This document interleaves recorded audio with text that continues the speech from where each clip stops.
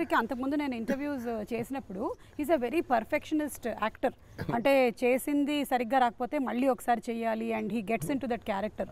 So Nani ఎలా ఉండింది experience of? నేను యాక్చువల్లీ చాలా నేర్చుకున్నాను సూర్య గారు. Genuine sir, I not generally say it. ఎందుకంటే నేను ఫస్ట్ నేర్చుకున్న విషయం చెప్తాను. ఆయన వేసి it's terrific actor and director గురించి ఇవన్నీ ప్రపంచానికి తెలిసిందే, నేను కొత్తగా చెప్పాల్సిన లేదు. I feel he manifests a lot of things.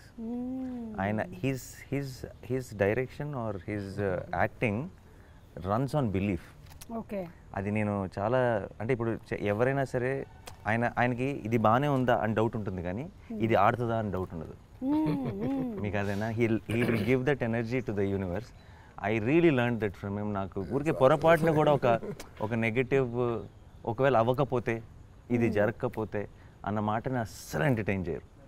And I feel that's very optimistic and that's such an energy. అది అందరిలో, ఆయనకి చుట్టూ ఉన్న వాళ్ళందరికీ కూడా ఒక తెలియని పాజిటివ్నెస్ నింపుతుంది. I think I really learn that from him. ఇక్కడే బాబు గారు నన్ను ఇలా తీసి పెడతారు, నేను ఇక్కడ గోల్ చేసి కింద పడాలి చెప్పచ్చు అనుకుంటారు, వాళ్ళు ఇమాజిన్ చేయలేరు.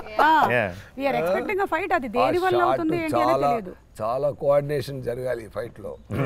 అక్కడ సార్ చెప్పారు, సార్ మీరు ఈ 2 places మాత్రం కాన్సన్ట్రేట్ చేసుకోండి సార్, ఇది వాళ్ళు చూసుకుంటా, నేను చూసుకుంటాను. ఫస్ట్ క్లారిటీ ఇస్తారు.